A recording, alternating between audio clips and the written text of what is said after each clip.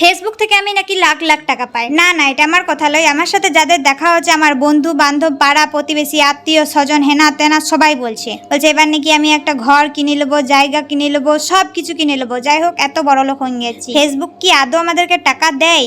যারা ভিডিও বানায় তাদেরকে একবার জিজ্ঞাসা করে দেখবে তো। আমি তো ছোটবেলায় এটা শখে বানাতাম ভিডিওটা, এখনো বানাই দিচ্ছি শখে। আমি বলবো যারা ফেসবুকে ভিডিও করছো টাকা কামাবার জন্য, তারা ছেড়ে দাও, কারণ ফেসবুক এখন টাকা দেয় না।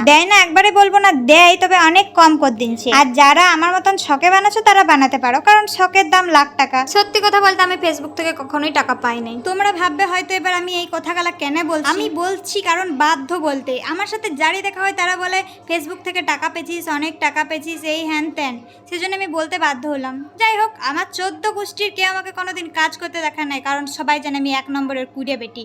তারা আজকে আমাকে দেখিয়ে দিলে কাজ করছি। তো তোমাদের সাথে কথা বলতে বলতে আমার ঘর গুছানো মানে বিছানা গোছানো কমপ্লিট। তারপর আমি লেগে পড়েছি বাসন ধুইতে।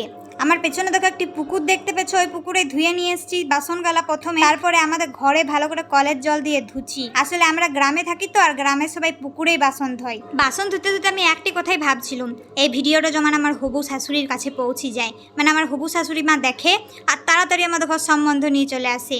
না গো, আমি যে পরিমাণ কুড়িয়ে আমার শাশুড়ি মা আমাকে রাখতে লাগবে, 1 সপ্তাহ পরে আমাকে দিয়ে চলে। যাই হোক, বাসন ধোয়া আমার কমপ্লিট। এবার তোমরা ভাববে আমি হিসু করে দিনছি, করি নাই গো। তোমাদের এত নজর খারাপ কেন বলো তো? এত খারাপ কেন তোমরা? দেখতে পেলে না বসে বসে বাসন ধুলুম, সেই জন্য জামাটা ভিজে গেছে। আর আমি প্রথমে ঘর গুছাই নিচ্ছি, তারপর বাসন ধুই নিচ্ছি, দিয়ে পরে ব্রাশ করছি, কারণ ব্রাশ করতে আমার 1-2 ঘন্টা লাগে, বুঝলে তো। তারপরে আমার ব্রাশ করা কমপ্লিট হয়ে গেল, আর আমি চলে এলাম। আর মুখ মুছতে আমার গামছার দরকার পড়বে না, কারণ এই জামাটাতে আমার হয়ে যাবে। তারপরে আমি চলে এলাম চুল আঁচড়াতে, কারণ চুলটা আঁচড়াতে হবে। এই যে একবার চুল আঁচড়াই নেবো, বাস এইটা চলবে একবারে রাত পর্যন্ত। সে তারপরের দিনে চুল বাঁধবো, যদি ভিডিও করতে যাই তাহলে বাঁধবো, আর নাহলে আর বাঁধবো না, এই একই রকম থাকলে। আর এখন হচ্ছে বর্ষাকাল, যা বৃষ্টি পড়ছে সেজন্য ভিডিও বানাতে যাওয়া হচ্ছে না। আর আমি সারাদিন ঘরে ল্যাদ খেয়েছি। কি আর বলবো, এই যে ভিডিও করি সেটার জন্য অনেকেই ভালো বললে, কিছুজন খারাপও বলে, কিন্তু তাতে আমার কিছু যায় আসে না। আর আমি থাকি প্রত্যন্ত একটা গ্রাম, যে গ্রামে মানে মেয়েরা বাইরে কাজ করতে যেতে পারে না। বাইরে কাজ করতে গেলে মেয়েটা খারাপ। আমি কিছু মাস আগে শোরুমে কাজ করতে যেতাম, কিছু মাসেই করেছিলাম। তাতে অনেক লোক বলছে মেয়ে ছেলে আবার বাইরে কি কাজ করতে যাবে, বলছে ঘরে নুন ভাত শাক ভাত খেয়ে থাকবে, তাও বাইরে কাজ করতে যাবে না। যার যা মন হচ্ছে সে তা বলছে।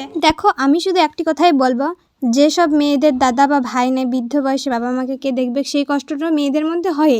আর বাবা মাদের হয়, বাবা মারা কখনো বলে না। আমাকে কখনো বাবা মা জোর করে বলে নাই যে কাজ করতে যাবা কিছু। আমি নিজের ইচ্ছায় গেছিলাম, আমার ভালো লেগেছিল, কারণ আমি বলছিলাম যে বাইরের দুনিয়া, বাইরের মানুষজন কেমন ব্যবহার করে সেগুলো আমি একটু জানতে চাই, দেখতে চাই কীরকম কী, বাস এটুকুর জন্যই যাওয়া। কিন্তু তাতেই এত লোকের এত কথা শুনেছি, পেট ভরে গেছে। যাই হোক, বলি দি, এতক্ষণ ধরে যে আমি এত কাজ করছি সেটা শুধুমাত্র এই যে দেখতে পাচ্ছ, ওই মূলগুলো উঠাইতে গেছিলাম আমার মা আর কাকিমারা সবাই, সেই জন্যই আমি ঘরের কাজগুলা করছিলাম আর কি। তাছাড়া আমি যা কুড়িয়ে আমি কিছুই করি না। আর এদিকে হচ্ছে লাল যেগুলা, সেগুলো একটা আলাদা থলিতে ভরছে, যেগুলো ভালো সেগুলো একটা আলাদা বস্তায় ভরছে, ঠিক আছে। তো এগুলো নিয়ে এখন বাবা যাবে খাট।